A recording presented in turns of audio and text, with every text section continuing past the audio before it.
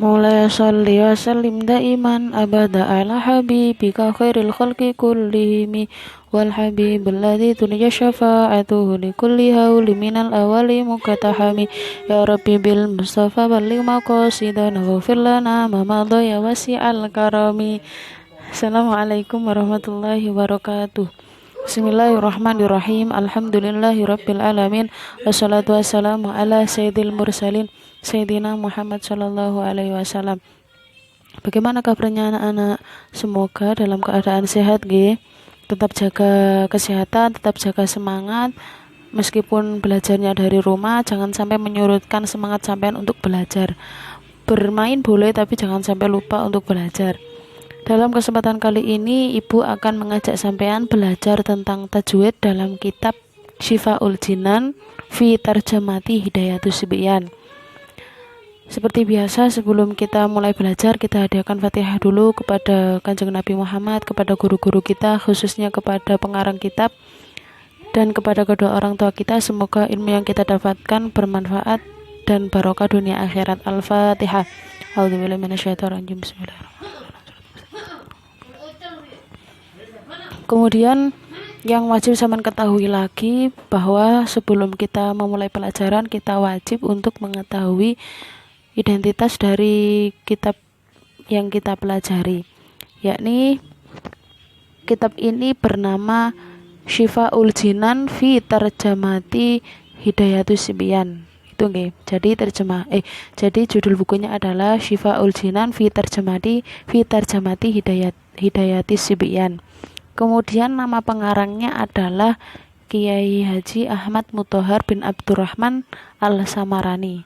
Saya ulangi karena di situ tidak disebutkan bahwa kitab ini pengarangnya adalah Kiai Haji Ahmad Muthohar bin Abdurrahman Al-Samarani.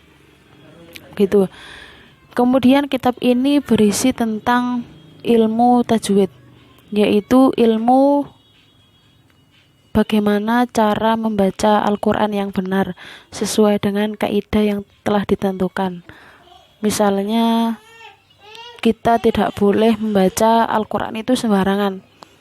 Jadi misalnya dibaca ikhfa tapi kita tidak membaca ikhfa, itu tidak boleh nggih. Bisa saja itu berhukum dosa karena tidak sesuai dengan yang diajarkan. Kemudian setelah sampean mengetahui kitab ini berjudul apa, nama pengarangnya siapa, dan kitab ini berisi tentang pelajaran apa, kita akan melanjutkan pembahasannya.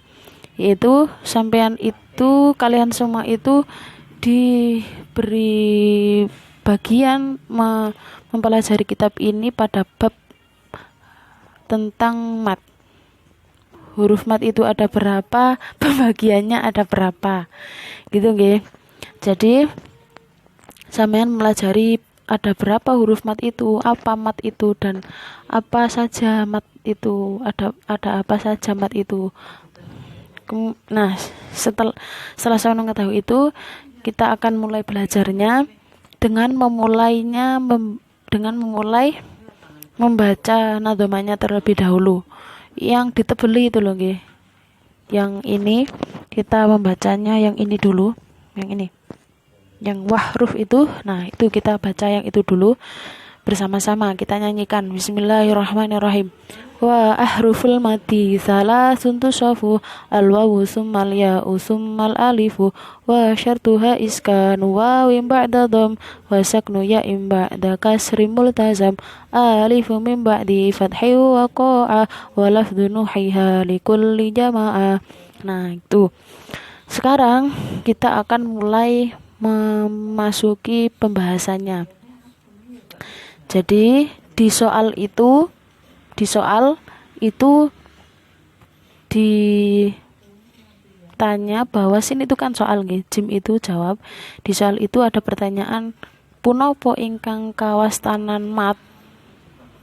Jadi bisa diterjemahkan itu apa yang dimaksud mat gitu.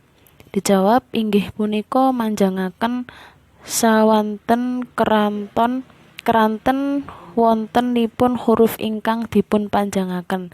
Jadi bacaan yang harus dibaca panjang karena bertemu dengan huruf mat gitu.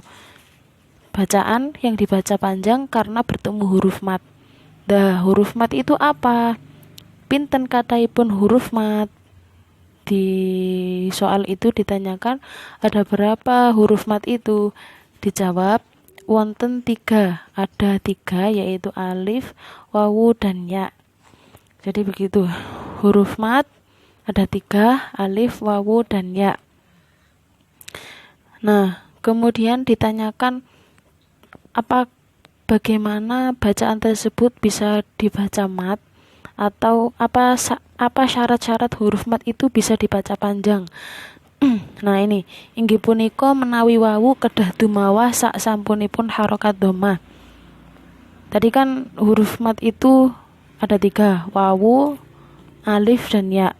Nah di sini syaratnya yaitu jika wawu harokat sebelumnya itu harus berupa dhamma. Menawi ya kedah dumawah sak sampunipun harokat kasroh, dan jika ya harus jatuh setelah harokat kasroh, lan menawi alif kedah dumawah sak sampunipun harokat fathah, dan jika alif harus jatuh setelah harokat fathah. Nah seperti dalam contoh nuhiha gitu gini saya tuliskan di papan. Jadi seperti ini. Huruf mat itu tadi kan ada 3, wawu, kemudian ya, kemudian alif. Syaratnya huruf-huruf tersebut itu bisa dibaca mat jikalau wawu mati tadi bertemu dengan huruf dhammah di sebelumnya. Sebelumnya itu maksudnya ya wawu itu terletak sebelum dhammah. Wawu itu terletak setelah dhammah. Jadi seperti lafaz seperti ini loh. Ini kan wawu, terus harokat sebelumnya itu dhammah. Sama halnya dengan wawu, ya itu juga sama, yaitu sebelumnya berupa harokat kasroh. Kalau alif yaitu sebelumnya berupa harokat fathah. Jadi sama lah kayak kalau sampean disuruh ngaji gitu loh nggih.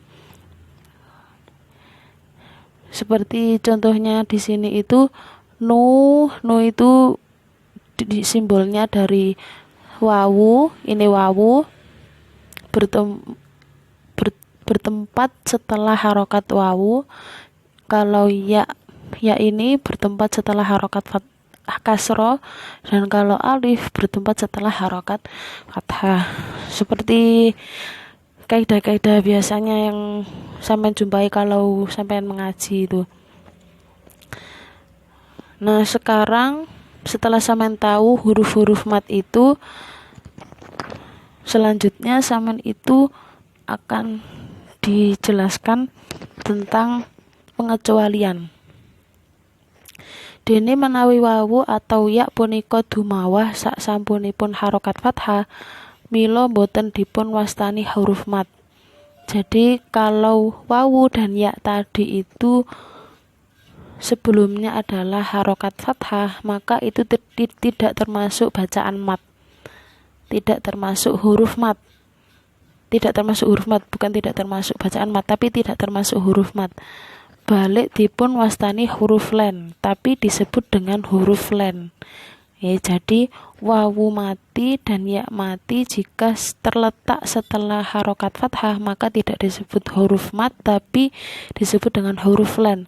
Contoh bacaannya adalah khauf, wassaif, itu kan harokat fathah kemudian bertemu dengan wawu. Nah itu wawunya itu tidak termasuk wawu mat, tapi wawu len gitu guys. Saya akan menuliskan dahulu wawu dan ya atau ya sebelumnya bertemu dengan harokat fathah, maka tidak termasuk huruf mat, tapi termasuk huruf len.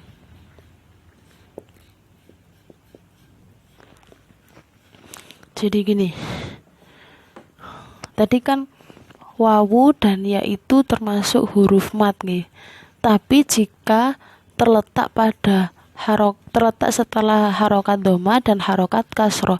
Tapi kalau terletak setelah harokat fathah, maka tidak disebut dengan huruf mat, tapi huruf len. Huruf len. Gitu. Contoh bacaannya adalah khauf, gini. Khauf. Nah, ini kan wawu. Wawu kan tadi termasuk huruf mat. Tapi kalau terletak setelah harokat fathah tidak termasuk huruf mat, tapi huruf len. Sama juga dengan ya ini. Ya ini kan termasuk huruf mat.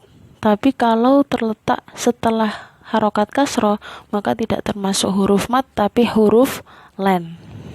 Itu nggih. Kemudian di dalam nadomannya disebutkan seperti ini. Wa syartuha iskanu wawi ba'da dom. Wawu sukun terletak setelah doma, wa saknu yain dan ya mati setelah kasroh, alifu mim ba'di fathi waqa'a, dan kalau alif terletak setelah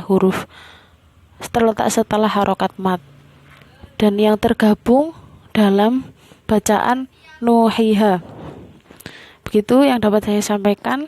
Nah, soalnya tugasnya sampean adalah yang pertama ada 3 soal nggih. Yang pertama, 1 adalah siapa nama pengarang kitabnya, apa nama kitabnya, dan sebutkan huruf mat. Gitu. Ada 3 soal yang dapat, ada 3 soal. Semoga bermanfaat. Semoga barokah. Wassalamualaikum warahmatullahi wabarakatuh.